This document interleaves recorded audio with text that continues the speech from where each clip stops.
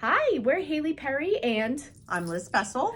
and we are two Rhode Island-based fiber artists who are here to present the Expressive Art of Stitching, a program that was sponsored by Fiber Art Now and hosted by the Rochambeau Library on Saturday, January 20th, 2024. Yep. And this is our video component where we're going to talk about what is stitching, what is expressive stitching, share a little about our work. Yep. Talk a little bit about the mindfulness aspect of expressive stitching. Yep, absolutely. And yeah, just hope that we can introduce more of you to using your craft and your art to be more mindful and move kind of forward with your creativity. Absolutely. We hope to inspire people out there to start stitching in whatever form it takes. And we're here to show you some of the forms that we use in our own work. So we hope that you enjoy this presentation and follow along. So thank you again. Yep, thank you. Hi, this is Hayley Perry, and I'm going to be the first presenter of the Art of Expressive Stitching by Liz Bessel and Hayley Perry. And I wanted to start off by showing some of our work. On the left there is As the Crow Flies by Liz Bessel, and on the right is some of my work, this piece called Growth by myself, Hayley Perry. And we are two fiber artists from the Rhode Island area, and we both work with different stitching techniques, Liz being many different kinds of quilt stitching and embroidery and slow stitching, hand stitching techniques, and myself as a hooked rug artist. So even though we employ different techniques in our work, we've both seen a lot of value in the slow sort of hand stitching techniques that we do, and we've watched our work grow because of it and become more expressive. So let's start off by defining what stitching even is. Stitching is the art of joining two different kinds of fabric together with thread, yarn, etc. Knitting and crochet are also considered stitching, even though that's not necessarily what we're currently using in our work. You can even sew stitches on different types of machines, but the hand kind of stitching is the one that results in the most kind of repetitive movements, leading to a more meditative mind. And you can use stitching to make marks, explore color. You can even use it to make functional objects. Stitching is a very broad term for all those different things.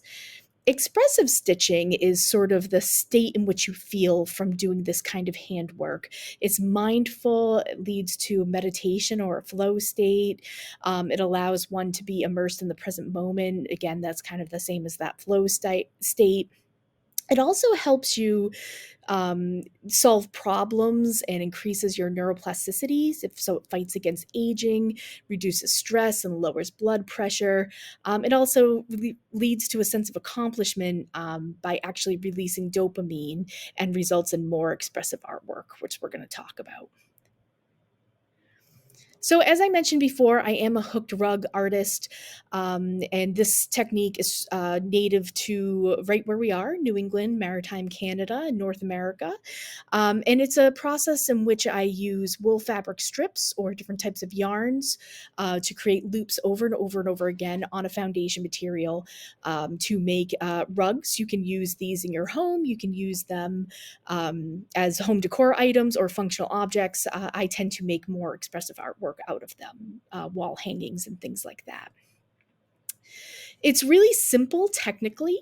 You really only need a foundation material such as burlap, monk's cloth, or linen, a hook, a hoop, or a frame to stretch your foundation fabric taut, and then you need whatever kind of material you're going to be looping through that foundation material to make your project. So pretty simple supply-wise and pretty humble technique. So here is a video that I'm going to show. I can't click on it here, but you can find this video on YouTube. That's Loop by Loop Studio on YouTube, and it shows the simple stitching technique. What's shown here on this slide is basically the hook in my hands, the foundation fabric stretched within the hoop, and you can see I have one hand with the hook working on top. On the underside, I am holding a wool fabric strip, and then I'm going to be pulling it through loop after loop on this foundation fabric. But you can find that video on loopbyloopstudio.com or YouTube Loop by Loop Studio, and you can see how simple this technique is. So my journey in the arts started back in the early 2000s when I went to art school, and I am a painter, a fine artist trained painter, and I tend to make lots of very abstract work, lots of texture, collage materials, very color focused. And it wasn't until about 2013 that when I came out of grad school, that I started my rug hooking journey, and I started a business called Loop by Loop Studio, and I started making rugs that were more commercial based. I now make kits and patterns from my projects, and then I sell those to other rug hookers. I also teach rug hooking. But you can see a difference between sort of my more commercial work on the right there, that chickadees rug, and my more fine artwork, which is obviously very abstract. And so there's a real divide between my work when I started rug hooking and my rug hooking business, between commercial and fine art, or craft and fine art, you could say. I do have some great influences when it comes to rug hooking and beyond. I happen to have an aunt named Deanne Fitzpatrick, who is, somewhat well known, or very well known in the rug hooking world, for her large landscape-based rugs that are very colorful, very textural. And she's been a great influence on myself as an artist, but also as a businesswoman, because she also has a rug hooking business. In the middle there is an artist named Liz Albert Fay from Connecticut, and she is somebody who she is a craft artist and a fine artist, but she sort of bends what rug hooking can be by making very shaped work, and very abstract work that sort of relates back to nature, or sort of stretches the boundaries of the craft as we know it. So I'm very influenced by her work as well. And then right now, as an artist, I'm influenced by the work of Elizabeth Murray. I always have been, but right now I'm making a lot of shaped work myself. So her paintings and her graphic style is really resonating with me as an artist as well. And she's a painter in the New York area. She's no longer alive, but she made these large, as you can see, very shaped paintings that are very colorful. So my work, after a few years of making more commercial designs, they usually just had a subject matter on a background. I started embedding story into my work and straying from that commercial work a bit to make work for myself is what I consider my portfolio work, or my more narrative work. And I started finding my own visual language within this type of stitching. My work also became a little more illustrative, and I credit that to the years of working with more commercial subject matter, where I was working on objects on background. So I started telling a more personal narrative using different symbolism in my work, such as hands and eyes, crows. The skies started becoming really important, and my work for myself and rug hooking was also very landscape based, which is what I've always considered my paintings. So they started to become a little bit more of a bridge between these two types of artwork that I have been making, but with a really large addition of being story and narrative and personal. Ideas that have really never been in my artwork, because I've always been such an abstract artist.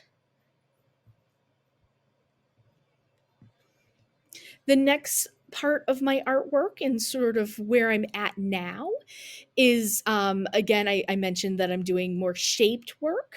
They're mostly abstract, with a little bit of touches of nature or the human body within them. But you can see I've strayed from the canvas and the rectangle quite a bit by making more shaped work, adding more negative space, meaning I've cut into my rugs, completely removing any kind of usability from them. So they become more sculptural in that way. And really, having them relate a lot more to my artwork. What I've actually done in the couple of years that I've been making this kind of work is I've been painting so much more, and I've made a series of smaller sketches and paintings that this work is more based upon. So I would have to say that rug hooking has really benefited my practice in that, well, in many different ways. Firstly, it makes me think very critically when I'm making my designs. Um, and it gives me with hours of meditative hooking time, which positively impacts my health. So this hooking time, as we already kind of mentioned, sort of like this passive flow state, but in that it generates more ideas. So it's passive, but it's also very active. Rug hooking is also technically very easy. I've taught a lot of people how to rug hook, and it's something that I can do with friends. So, there's a community that's been built around rug hooking. And these craft communities tend to be very supportive circles. It has Rug hooking has posed me with kind of technical challenges, even though I just mentioned it's technically very easy. The more I push rug hooking, such as making shaped pieces or more sculptural pieces from rug hooking, the more it's allowing me to think outside the box, and that's enhancing my overall creativity. As I already mentioned, my personal storytelling and overall visual language, sort of the symbols I use to tell my stories has become much broader than it ever once was, and that allows me to generate more and more ideas from that language. I start with one idea, such as like the hands, and then I put them in different situations. So it's allowed me to think more broadly. And it's really just made me overall a better and more committed artist because it encourages me to work every single day. When doing something like painting, if we just want to compare the two activities, it's a lot harder for me to stand at the canvas every day, to get out my paints and to do something that I feel is more high pressure than to sort of passively stitch. And this stitching allows me to make a little more progress on my rug every day. And therefore, am creative every day and I look forward to that creativity every day. So, in all these different ways, whether it's helping me to stitch every day, that stitching time is helping my mental health because it's allowing me to sort of slow down and be in the moment. It's also, like I said, helping me come up with more ideas, and this is all impacting my rug hooking work and my painting work, which is now, instead of being two completely separate categories, it's all working together in one very satisfying way. And it's really, really, like I said, a credit to the mindful stitching that rug hooking has provided me with. So I'm going to end this recording here, and when you come back, Liz Bessel's going to talk a little bit about her work. Hi, I'm Liz Bessel. You just heard from Hayley Perry. She talked about what expressive stitching means to her, and I'm going to share a little bit with you about what it means to me. Expressive stitching to me is a way of working where I'm working slowly, I'm working with my hands. I usually start with one plan and end up in some place totally different. It's almost like my Google map says, "Would you like to go this way instead?" And that's what happens.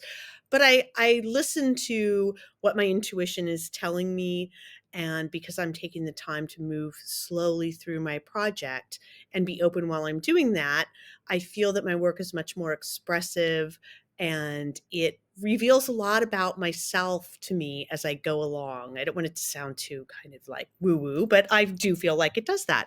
So I think one of the main things for me is just really being open, be open to changing your plan, be open to just sort of letting your mind wander as you work. That's when you're doing repetitive stitching, as Haley mentioned before, you get into that state of flow. If you don't know what that state of flow is, kind of think of when you're doing something that you enjoy and all of a sudden you look at the clock and you realize 45 minutes has gone by and you felt like it was 5 or 10 minutes, then you were probably in a state of flow. So, we're all looking to be in that space when we're working. Another thing is a lot of fiber artists, a lot of quilters, and I'm coming from that background myself, we have a lot of rules. There are a lot of rules that you've been taught to follow.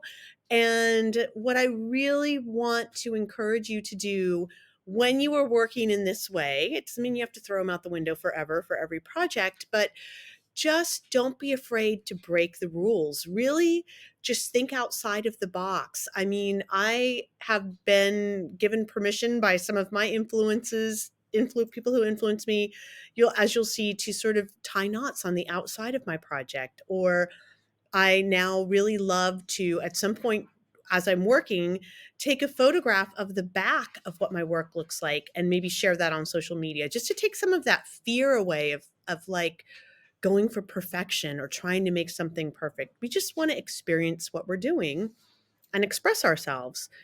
So just be open to those things as they come up. Oops, sorry, skipping over a slide. Okay, do you need to know how to sew? You don't have to know how to sew a stitch to start doing this. A lot of you may be knitters or crocheters or even weavers. Maybe you're not a rug hooker or an embroiderer or a quilter, but if you can, thread a needle, and even if you can't, because we have needle threaders, you will be able to do this. And if sewing doesn't appeal to you, then maybe you can make stitches with a pen and paper. You just start making repetitive marks, making lines, making dots, making X's. That's essentially what you will be doing as you work through this process. You can see in this example, there's just a simple running stitch and then a few X's as we, use this as a demonstration. Okay, I one of my favorite books, this is sort of an inspiration more than an influence, is Steal Like an Artist. And if you haven't heard from it, you can get it at your library. It's very well known. And the reason I'm sharing this with you is to give you a sense of freedom to simply copy somebody for a while.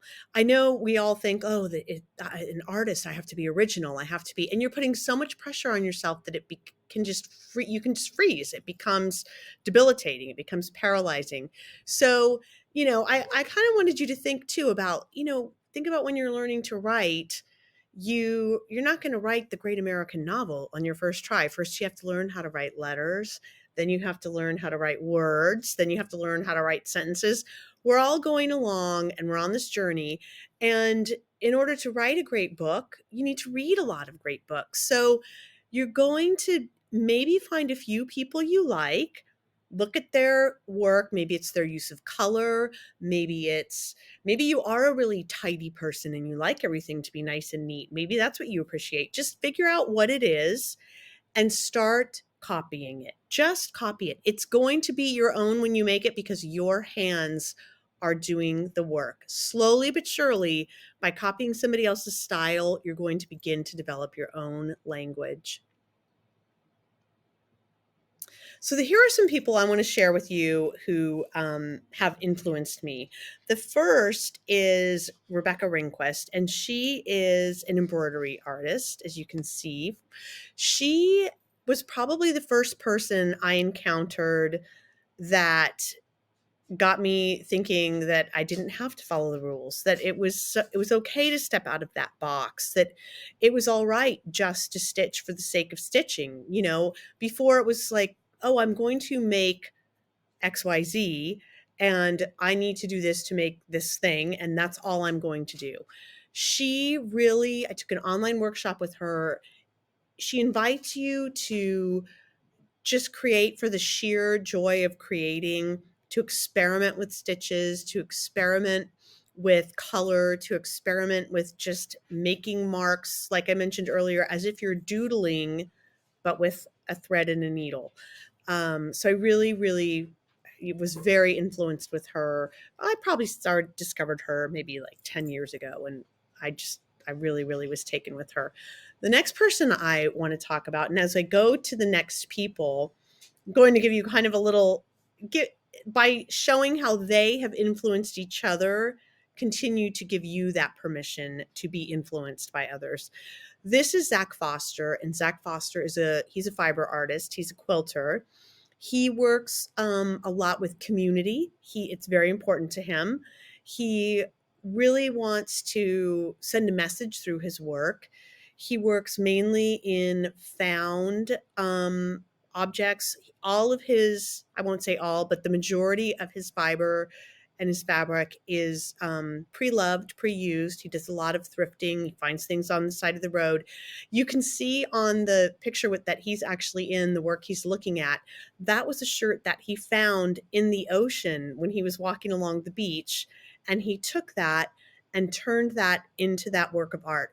And what that really exemplifies for me is sometimes I'll start with a fabric that I love. Maybe it's from a favorite piece of clothing I've had. Maybe it's something somebody's given to me. Maybe I have a tea towel that I got while I was on vacation and I want to incorporate it into a piece of art that matters to me. And I just have to start working with it and maybe just doing a little stitching at the beginning to let that speak to me and see where it wants to go. And sometimes I feel like I'm just along for the ride, as I think, Zach kind of was in this work. There's a really, really good podcast that he did actually about that work of art, and I will put a link to that in our notes page so that you can listen to that if you're at all interested. Another thing he does is he incorporates a lot of text. You can see that in the other work that is shown.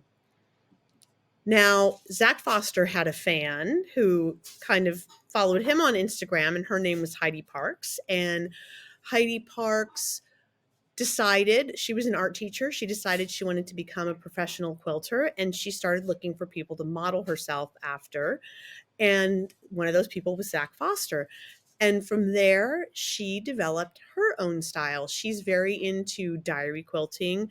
The sort of ivory and light colored quilt you see was actually very directly inspired by some of Zach's work, where he allows, those are actually folded over seams to show through sheer fabric. So I wanted to include that to show how strongly he influenced her. And she always credits him. That's the other thing. When you're influenced through people, share them with other people. That's why I'm sharing these people with you. I think it just, the more people that see art, the better. And Heidi's really known for her diary quilts. She's known for really personal struggles, taking those and turning them into her artwork. So she's very mindful about what she creates. She really does a lot with color. I really like her sense of color and her shape and the rhythm that I can feel in her work. So along came another quilter who became enamored with Heidi Parks, and her name she's still here, Amanda Nadig. And you can see the influence, I think, of both Zach and Heidi in Amanda's work. And with what she does, she actually still is a high school art teacher. She works very small. Heidi and Zach do as well, but I feel like she does a lot of kind of very, very petite, very small works. And then she also does bigger works. I love how she incorporates embroidery kind of abstractly into her work. You'll notice that you can see her stitches. Again, a lot of rhythm. You can definitely see Heidi's influence in Amanda's work. And how this comes full circle is Zach Foster took notice of Amanda, and now they are collaborating and doing a lot of projects together, and working in community and working in conjunction with other people. So I always love that chain reaction. Community, I think, in the fiber world is a really big thing. It's sort of the history of quilting has a lot to do with community. And I like when I can see that in the modern world of social media and modern quilting. Let's see, we'll get the next. I can't get my arrow to come up. Oh, there we go. Okay. So I think that you can see here, this is some of my work, and this is what mindful stitching looks like to me. And I'm using mindful, not expressive right now, because when I'm doing, especially the pink, that's where I'm actually quilting all 3 layers together. And I'm just I didn't make any marks on the fabric ahead of time. I knew I wanted it to flow and kind of feel like maybe water going around stones as it went around these circles. This was a baby blanket I made. And I just had something in my head, and I kind of let my hands take over. Part of this I did while we were on a road trip, so I was in the car and kind of thinking, and as I moved through this project, other projects start opening up in my mind, and things about not necessarily only this project, but the thing about the project you're working on will start to, as you're stitching, you will get ideas. It's going to spark ideas in you for other projects going forward. And in the other photo you'll see here, I've left knots exposed on the right side. I'll tie my knots. I really have kind of gotten into that. And that I started doing, I have to say, because I saw Amanda and Heidi doing it. And I thought it was so liberating. Why are we always trying to hide everything we're doing? Everybody knows there's a knot there. Why not just let people see it? It adds texture. It can add rhythm. It can add so much to your work. And it just frees you up. And again, none of this was pre-marked. I just went as I did it. And this is a combination of actually embroidery stitching and quilting stitches. I was taught never to overlap the two. Don't let your stitches be seen. So this is just, it's really liberating. So when we talk about expressive stitching, especially slow stitching and mindful stitching, why don't we just want to get it done? Why don't we want to put it on a machine, get it done, get it out there into the world? For me, as I move through a project, I want to see it evolve. So you can see this is a project that I'm showing you from many different angles. This one little part here, you can see there were no exposed knots down at the bottom in the black and white section. And then in the middle, I've added some black knots with tails. And then actually, after consulting and having a creative meeting with Hayley, we get together and sort of critique each other's work and bounce things off of each other. She suggested that I might want to go bigger and bolder and add some more color to that area. And she was absolutely right. I did that. And so along with being open to what you are working on and sort of ideas that are bubbling up in you, another thing I mentioned community earlier is getting together with other artists and being open to taking criticism constructively. Sometimes we think of criticism as a negative word. I think in this case, it's very much a positive word. And asking somebody to put fresh eyes on your project, because sometimes there's something inside of you that you're trying to get out, and you might be almost tamping it down, but somebody else can see it and say, oh my gosh, you need to pull this out, do more of that. And it's amazing what having that feedback from another person can open up in you. So just an example is, you can tell in the first photo, I started with this very symmetrical design. It was originally going to be a diptych with two quilts.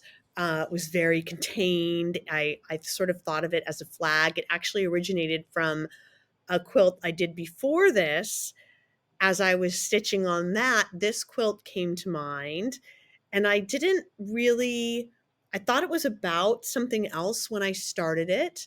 And as I moved through the process, I realized I was still working on some of the topics that I had confronted in the quilt that I finished prior to this. So you can see how different the end product is on the other side of the slide from the beginning. And that was just a result of being open to myself, open to suggestions from Hayley, like I said, and critiques, and just taking the time to go slowly through this project. And when I say slowly, I actually finished this fairly quickly.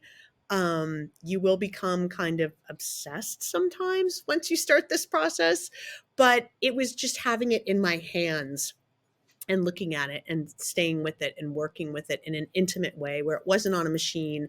I wasn't moving it through or getting frustrated. I was just enjoying the process. Now, a lot of times when I finish some of these, when I work this way, I do get to the end and I'll think to myself, okay, it could have been prettier, could have been a little cleaner, maybe a little more, well thought out, could have followed a pattern and had, as a quilter, you'll know when I talk about those perfect points on your triangles and every seam lining up and every stitch the same size and not being able to see, an applique stitch and even know how it's being held on there. But I've decided that in my work, I just don't want that. I want people to see how it's made. I want to learn as I'm going along. I want people to be able to tell that maybe I was angry when I was making this, or maybe I was really happy. It becomes much more of sort of a diary process as I'm literally expressing myself.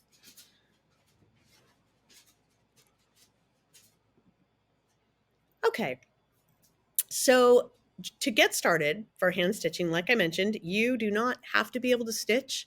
We'll get you going. You'll be up and running before you know it. And the more you stitch, the more you will develop kind of your own language, your own way of working. You just need fabric and consider repurposing something. You can use old clothes. You can use, I love looking for linens like in yard sales or vintage shops, things like that. Anything. You can go to the fabric store if you want and pick fabrics that you really like. Maybe you know somebody who sews. If you know anybody who sews and you're not a sewer, they will have scraps. Ask and you will receive. Another thing I do like to do is I incorporate, maybe little, I like to do, I dabble in a little rug hooking myself. As you could see, I incorporated some into my last project. I might use some of my scraps and incorporate those into my quilt. It doesn't have to be fabric. It doesn't have to be flat. It doesn't have to be cotton. I know, sacrilege if you're a quilter, but it doesn't have to be. It can be an old t-shirt. It can be a stretchy fabric that you scrunch up. It can be anything. You'll need scissors. You'll need thread or embroidery floss. You'll need needles and pins, a hoop if you want. There are times when I like to use a hoop. A lot of times I don't. And if you are so inclined to want to mark things ahead of time, a non-permanent marking tool. I don't do as much of that as I used to, but sometimes if I'm going to be doing lettering or something like that, I will want to have that. Just make sure I would test whatever you're going to use before you put it anywhere. So now you can just free your mind and get stitching. Again, copy another artist at the beginning. You'll take the pressure off. That's the reason I tell you to do that, is it just lets you be free. I want you to be free and creating for the sake of creating, not worrying about, being original or anything at the beginning. Start small. Don't make a big bed-size quilt. Don't make a huge wall hanging if you're embroidering. Just do a little, 12 by 12, 8 by 8, whatever fits in your hoop, and decide you're going to fill that hoop. Or maybe you want to make a placemat if you're making a quilt. Do something small. Don't worry about technique at the beginning. Enjoy the act. It's just like anything else. When you start it, you're going to be a little messy, a little sloppy. Think about when you learned how to roller skate or ice skate, how awkward you felt. I do like to think about things that take time, that take rhythm. Riding a bike, skating, things like that are actually really good comparable types of activities to something that you're going to be doing with your hands. Get your toolkit together that we spoke about what you need before. Gather everything. I have all these like bags. Whenever I get a project, I make a bag for that project, or I'll have an on the go. I have an on the go bag. I have a bag at home. I have different projects for different, scenarios, I guess you could say. Get all your materials together, put them with your toolkit, and then if you want to make a plan, if you're like, I have a friend who's having a baby, I want to make a little baby quilt, make that plan. Make it, you can draw it, you can sketch it, but just be open to changing it as you go along. Or maybe I also like to keep a notebook in my sewing bag, because as I'm going and ideas occur to me for future projects, I can jot them down. It's kind of like keeping a bed or a book by your bedside, on your bedside table. You have these thoughts and you think you're going to remember them, but you don't always remember them. So that's a little tip. Just keep a little notebook in your bag at all times. hold on, I skipped over a slide. Oh, try different things. This is, we're talking about stitching by hand and by hook today. We're kind of focusing on the needle and the hook, but you can do anything. You can do, you look on Instagram, look on Pinterest, look and see what appeals to you. Maybe you try stitching by hand today and you're like, not my thing. And you grab that hook and you feel like you've found your, you were separated at birth from this rug hooking hook. You're going to feel it when you know it. So try different things: punch needle, quilting, mending, rug hooking, macrame, embroidery, knitting, crochet. There's so many different things. Those are all fiber. I mean, that's not even doodling or painting, or, there's all sorts of things out there. One thing that is important to, I know, both Hayley and myself, and we both incorporate a lot of this into our work, is reduce, reuse, recycle. Using recycled materials is not only good for the environment, but it, again, will challenge you to be more expressive, to be more creative, to think outside of the box. You can use t-shirts, you can use old sweaters, you can use all kinds of things to turn into, strips for hooking, to use as a background when you're stitching, to turn into yarn if you're knitting. You can take a damaged garment and either cut it up and reuse it, or, as we showed earlier in the slide about Zach, he found this tattered shirt and just flattened it out and put it on a quilt, and away he went. You can use fabric that, like I said, maybe somebody else is giving you from their stash, or you have your own stash. And you can even look at your packaging, look at your things that you buy. A lot of times you buy a bag and it comes inside of a bag, or you get a little soap that's in a little bag. All sorts of things that you can reuse and recycle when it comes to your artwork. I will say, we all have this tendency, you start hoarding a lot of fabric. So find a way to kind of keep it straight. It's worth hoarding it, but you make sure that you use what you have, I would say. Instead of going out and buying something new, go visit what you've been hoarding.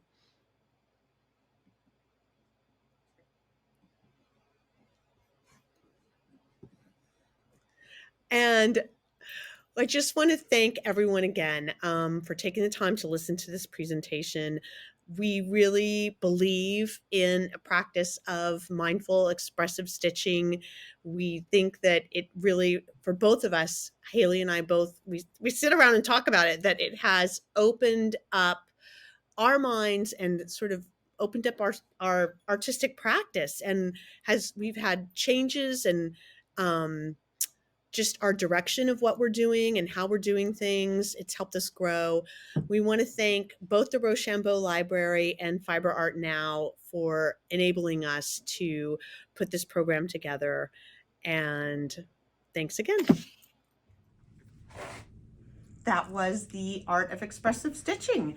And we would like to say thank you again to Rochambeau Library and Fiber Arts Now for allowing us to present this program. We hope that you enjoyed it. We hope that you got something out of it and that it adds to your creative practice and brings a little mindfulness into your artwork. Yeah, and if you want to follow any of the other programs at Rochambeau Library, they do have a website where you can look at those programs. You can also go to fiberartnow.net if you're interested in that publication and their programming. You can follow me, Hayley Perry, at loopbyloopstudio.com, and me at lizbessel.com, or on Instagram at lizbessel. And I know Hayley is all the social media. All the social media. Awesome. We're there. Yes. Thank you again.